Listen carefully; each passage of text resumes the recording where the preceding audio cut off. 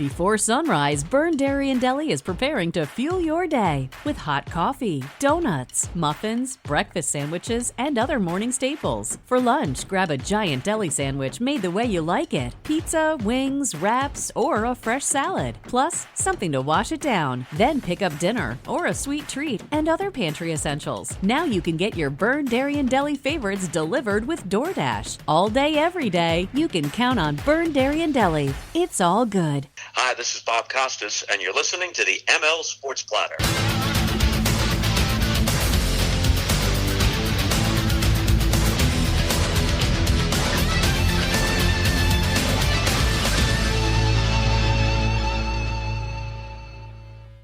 It's the ML Sports Platter all over the major platforms. Download, subscribe, leave feedback, and a 5-star review where you get podcasts on your smartphone device. We are brought to you by Elevate Fitness, Brewerton Ace Hardware, Rosie's Corner, and Stanley Law Offices. Together, they'll work to get you the maximum reward. Well, my next guest is crushing it right now. Just an unbelievable start and rise here to his career. He's a part of the Nebraska Huskers radio network as a sideline reporter. He played in the NFL for 6 years. He played at Nebraska from 2009 to 2013. He's now a certified NFL agent. He breaks it all down and is just killing it. I mean, that's all there is to it. It's Jeremiah Sirles on Twitter at Sirles71_HSKR Husker, at Sirles71_HSKR. Jeremiah, welcome aboard here, man. It's great to have you. Phenomenal. Thank you for having me.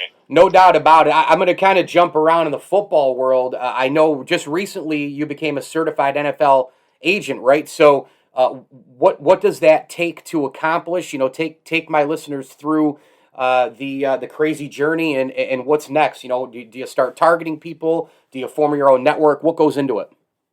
Yeah, so, I mean, the biggest thing was for me, once I got done with the NFL and I was kind of working on my transition to the next piece of life, I was thinking, how do I stay close to the game? But I really didn't have any desire to be a coach at the collegiate level or the NFL level. And this is a way for me, because what I love about coaching is the mentoring of young men. And so I thought as an agent, it would be really well for me to be mentoring of young men, but also helping them get into the business of the NFL, which is the craziest thing you'll ever do. And so going through the process, I was supposed to get certified in 2020. They have an exam through the NFLPA, but that just got basically axed because of COVID. And so I had to push everything another year to where I was studied for the exam over the collective bargaining agreements, a lot of what it's over. And then I took the exam this August. I passed the exam, and so now I'm actually joining who was my agent. His name's Chris Giddings. He's out of Montana. Joining his agency, he was a one-man show. And then we also have another partner coming on, Zach Zenner, which he was a running back at South Dakota State, who then played for the Lions for 5 years and then bounced around his last year. And we're forming our own agency. And now is exactly like you said. We start targeting guys, recruiting guys, start trying to put together a class for the 2022 NFL Draft. That's amazing. Nebraska, when you were there, you started playing, first time you put on the uniform, what went through your body? Chills. I mean, the first time you go there as a recruit, you see the end, and you just think, man, blue blood, OG college football, right? And then when you first come out there and run out in front of 90,000, and really when you're first going to go out there and know you're going to play, like my first start against Western Kentucky, I'll never forget it. And you run out there, it's a night game, and the energy that you feel. And when people say there's no place like Nebraska, sometimes people scoff, but like when you're there and you're in it, there's really, I've played in a lot of cool stadiums. I've played in the NFL. I've played in college, and there really is nothing like running out in that stadium for the first time. So Chargers, Vikings, Panthers, and Bills in the NFL, and now you see the Bills, and I know you're very familiar with Brandon Beane and Sean McDermott, what they're doing there. What stands out the most to you between when you were with the Bills in 2018 to where they are now? You know, the biggest thing for me is the consistency. I think you look at Sean McDermott, you look at Brandon Beane, and you look at the core guys that they brought in when they first got there, and they haven't changed or they haven't wavered in what they believe in the culture for that program. And you don't see that very often in the NFL. you see a lot of times, sometimes talent comes over culture, right? We're going to bring in this guy because he's ultra talented, but he might not fit great, but he's going to help us maybe win.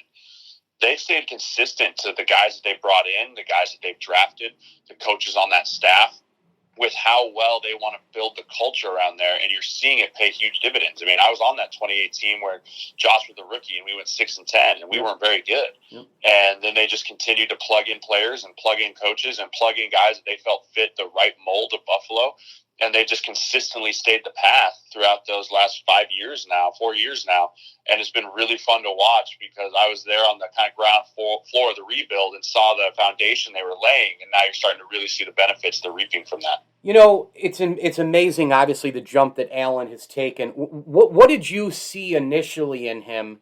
It seems like most people said, you know, this guy, he's raw right now, but raw is good because he's a project. He's got the arm strength. Coaching can help him. He'll grow.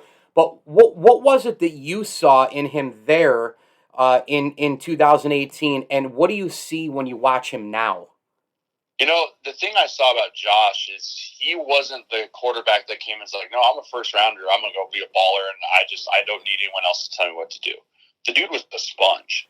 I mean, he was trying to learn everything he can. And I say this all the time, the signing of Derek Anderson in 2018 might be the least talked about, but one of the most important signings that Buffalo has ever had, because they brought in a veteran quarterback who had done it all, played it all, and I think he really helped Josh develop.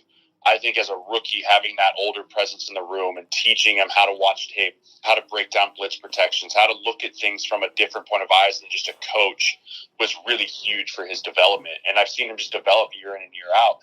You see the decision-making is better. You see he's getting used to getting rid of the ball. And all these things were just things that he had to learn. And he was so willing to learn them that I still see him today. It looks like he's still trying to learn new things and improve his game. And that's what you want from a quarterback, that MVP caliber, but still has a ceiling, right? I mean, hasn't reached his ceiling.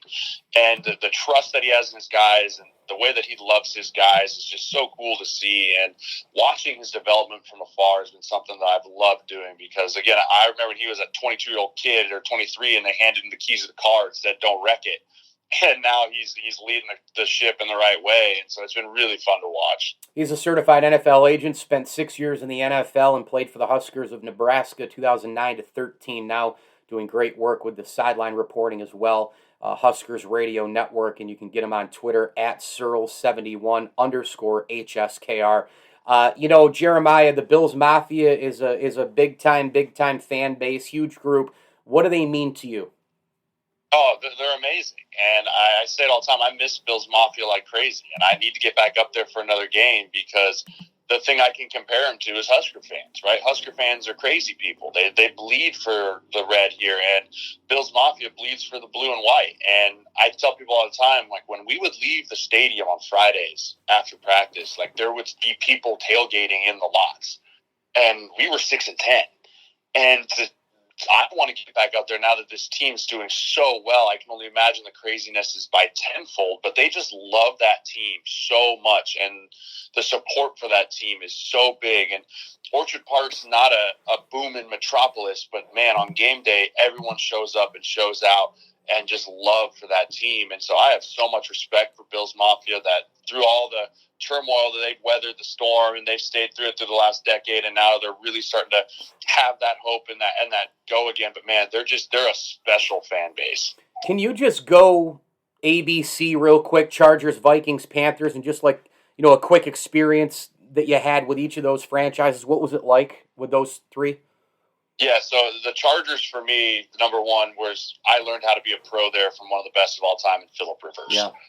I was able to listen and be the sponge of learning how to do all things that meant being a pro from guys like him and Nick Hardwick. And I felt like I grew up a lot my first year in San Diego. And then I moved to Minnesota, and I felt like I had to learn how to reinvent myself, because as I got to Minnesota, I was playing different positions that I hadn't played, and I realized to get on the field, you have to reinvent yourself year in and year out.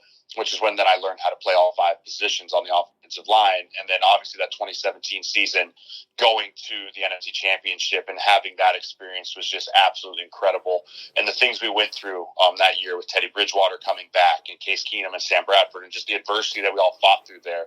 And then move on to the Bills. And I had a cup of coffee in Carolina for that camp where I got to meet with the crazy cool dude of Cam Newton and Greg Olsen and Christian McCaffrey and just pick their brains for a while too. And then to go to the Bills for my last 2 years and experience the true rebuild of what a rebuild in the NFL looks like, because I had never been a part of that, was also a really cool experience that I wouldn't trade anything for. Do I wish we won more games? Absolutely. But the experience of learning what a rebuild in the NFL and the growing pains you go through with a young quarterback and building pieces around him and coaches being new and all that was really a cool thing that I'm happy I went through, because it gives me a look into my experience now that I'm an agent of how I can help prepare kids to go through that get drafted by a rebuild phase, or they get drafted by an NFC Championship phase, or they get drafted to a place that has veteran players like Phillip Rivers and Hardwick that I can now share those experiences and those knowledges to help hopefully give my clients a little bit of a leg up. What makes a great offensive guard? A great offensive guard is a mauler. First of all, you got to have that little bit of crazy in you. That's like, hey, I respect you on the other side of the line here, but also if I hurt you, it's not my fault. Yeah. Like that's like your mindset's like, I want to beat this person up across me. I want to bury this person into the dirt 2 feet every time I can. And when I get the chance to kill a rib shot, I'm going to kill a rib shot. Like you have to have that mean nastiness to you, a lot like John Feliciano has, in my opinion. And then the other piece too is the guard position is evolving in the NFL. You're seeing more tackles that move into guard because the 3 techniques are starting to evolve into great pass rushers. The days of the 3 technique run stoppers are not really a thing anymore. The 3 techniques are now the Aaron Donalds, the Ed Olivers, the Grady Jarrett's, the Fletcher Coxes that are pass rushers first, run blocking second. So you're seeing the guard position develop in a different way than it has in the past. You're seeing 6'6", 6'5" guards now instead of the old 6'1", 6'2" squatty bodies. And so you're really starting to see that develop too. And so it's really interesting how that change takes place over the NFL in the next 4 or 5 years. You know, it's amazing you bring that up because not only the size changing on the O-line, but you have the D-ends are way different too. I mean, you've got interchangeable guys. You have Micah Parsons who plays linebacker at Penn State for a long time. Now he's basically an edge guy in Dallas. Guys are in and out all the time. You know, they're mixing and matching. How would you, in today's day and age, block against that new wave of defensive, kind of what the Swiss Army knife here on defense? How would you go up against that? Yeah, so when you look at guys like Micah Parsons, Von Miller, Anthony Barr, like those type of guys, you look at them and you have to think, okay, these dudes are linebackers in their core, right? Like when you go against stud defensive ends, Danielle Hunter, I think of like Myles Garrett and those type of guys, you know that they have the ability to run through you as much as they do around you. When you get a linebacker guy, they're not as comfortable just really putting their foot in the ground and going through your teeth. They can, but that's not what they want to do. When you have a faster guy on the edge, they want to not be able to let you touch them. They want to use their quicks and their speed. And so whenever I would play a guy like that, I just always made sure I set inside out on them. And what I mean that is like, just don't give them the inside. Make sure that if they're going to try and run around you, you know they're not as physically used to being in those close quarter combats like normal defensive ends. You want to make sure you just don't give them that inside lane for them to use their quicks and get inside you, which is the number one path to the quarterback. Slow set them a little bit more, keep them inside out, and then once they get close to you, hit them with your hands and make them run the hump. And then hope your quarterback can step up. Because those guys, again, it's not natural for them to do it 40 times a game, 30 times a game. They are in there to make a splash rush with their quicks and hopefully try and get an inside move, which is what happens a lot of times because guys get so antsy of like, man, this is really a fast guy out here. They try and fly out of there in their set, especially at tackle, and they give up the inside because they're not used to having a guy that quick that can come back in. Now, I mean, Myles Garrett's the exception to that rule because he's a freak show. But, I mean, you talk about some of these young guys, like you really just set inside out and make them run the hump and have your quarterback push up. Okay, in college football, there's, Auburn, Alabama, Michigan, Ohio State, USC, Notre Dame, Florida State, Florida. There's a ton of great rivalries. Nebraska, Oklahoma, I remember when I was a kid, on Friday afternoons, they used to play each other every single year. And that was one of the terrific rivalries in sports before the whole realignment thing took place. Who did you consider Nebraska's rival when you played, and who do you consider it to be now? Yeah, so I was fortunate enough to play 2 years in the Big 12 and 3 years in the Big 10. Okay. So I got to watch growing up, because I'm from Colorado, Nebraska plays CU every year. Oh, and that was one that, Black Friday, right? Day after Thanksgiving. Yep. And I remember watching that one all the time. And that game replaced the Oklahoma game, essentially. Yeah. That one replaced the Oklahoma game. And so I always thought that was my rivalry, because I hate CU. Always have, always will. And so that was my big rivalry for them. And then obviously Texas was the one with the Big 12 championship, 1 second left on the clock, right? But then as we transferred over into the Big 10, they tried to force this rivalry of Iowa off the rip. Like, you guys are rivals. It's like, they've never played each other. We don't know anything about the black and gold baby brother next door. And so we ended up, I actually beat them 2 out of my 3 years. They beat me on my last year. But that's turned into the rivalry now. And I think a lot of that is just how close the games have been. Now, everyone's like, it's not a rivalry. Iowa's won the last 5 years, whatever it is. It's like, yeah, but those games have been really close, and there's a lot of hate between Nebraska and Iowa fans now. And so I think that rivalry has definitely flourished the way that the Big Ten wanted it to. But my first 3 years in the Big Ten, I thought it was Wisconsin, because we just had a lot of bad blood against them. And they beat us our first year, we beat them our second year, and then they dragged us in the Big Ten championship. And then we had a chance to beat them again. And then, again, I thought it was Wisconsin when I played. But I think as the Big Ten's developed more, it's become more of the Hawkeyes-Huskers rivalry. I don't know, and I'll end on this. I don't know if you have a relationship with or have ever met, spoken to, etc., Roger Goodell. But if you could have a sit-down meeting with him and talk to him about things that you want for players, now that you're an agent, you played in the game, you played in college, you played at the highest levels, what would be your message to him in terms of, hey, I'm going to get a bunch of these guys, I'm an agent, they're going to be under my umbrella, but here's what I'd love for you to do for players, during their tenure in the NFL? The biggest thing for me, and I wish our players union would have fought a little bit more for it as this collective bargaining agreement, is the insurance piece.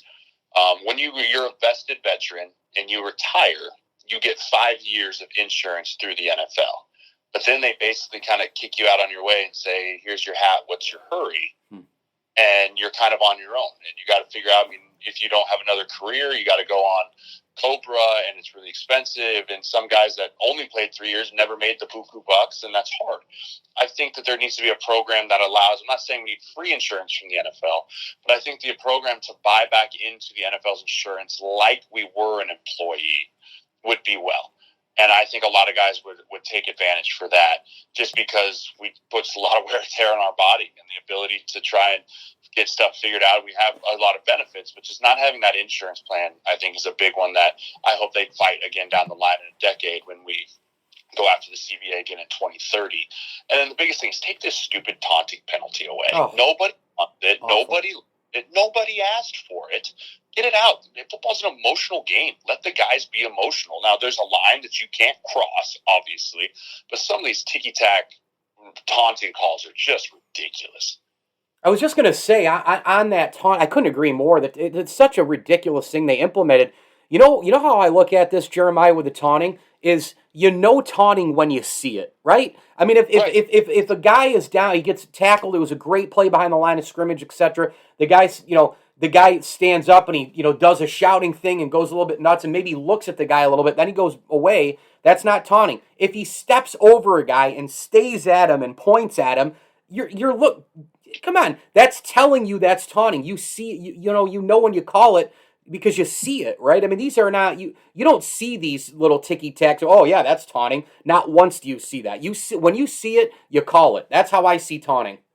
I couldn't agree with you more. And the people that made these rules don't understand the emotions that flow through during an NFL game. Oh. When you make a big play, or you make a long catch or a big pass breakup, and it's the fourth quarter and you've been battling, and the emotions that run through you can't even explain to people that have never done it. I mean, you look at Aaron Rodgers. How long has that dude played in the NFL? And even he, after he scores that touchdown against the Bears, even's like, I blacked out a little bit.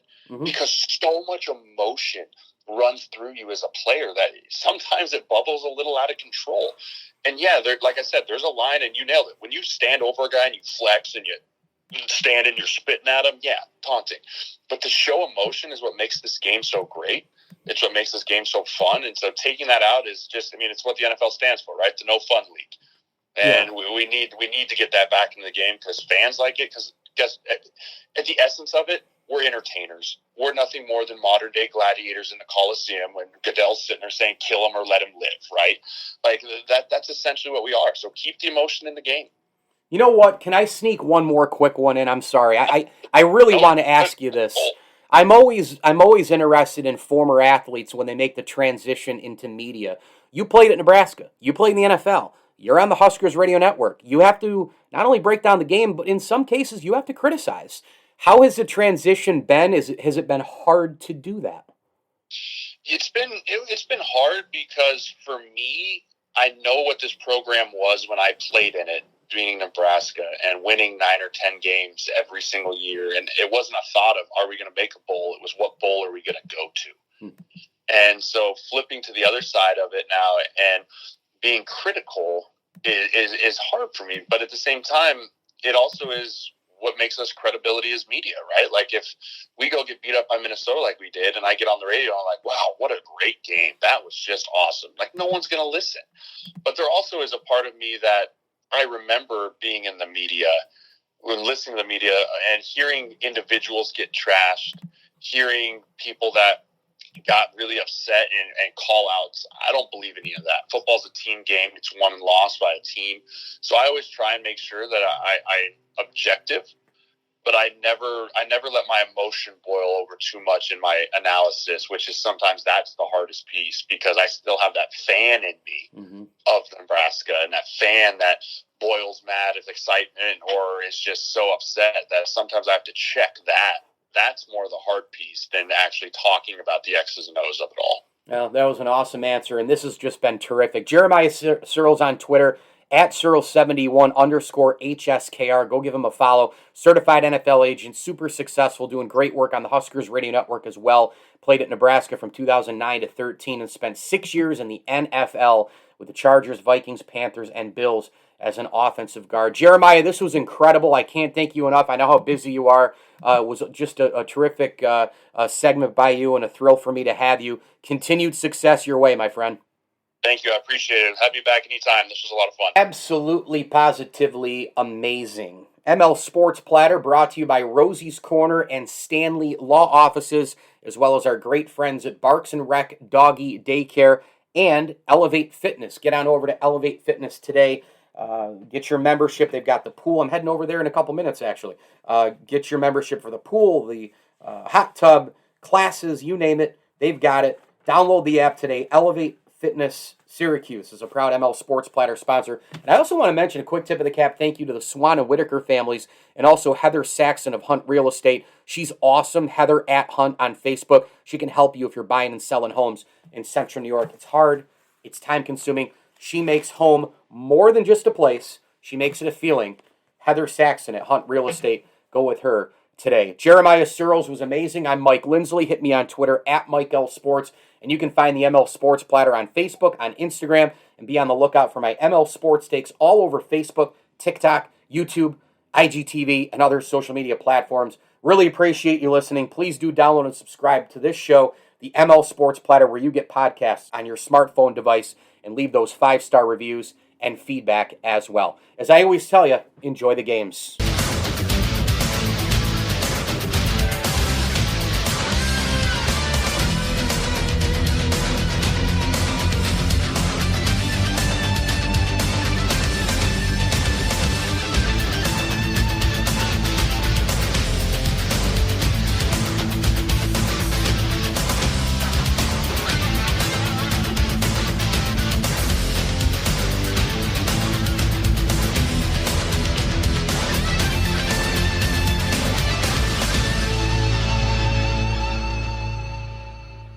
Before sunrise, Burn Dairy and Deli is preparing to fuel your day with hot coffee, donuts, muffins, breakfast sandwiches, and other morning staples. For lunch, grab a giant deli sandwich made the way you like it, pizza, wings, wraps, or a fresh salad, plus something to wash it down. Then pick up dinner or a sweet treat and other pantry essentials. Now you can get your Burn Dairy and Deli favorites delivered with DoorDash. All day, every day, you can count on Burn Dairy and Deli. It's all good.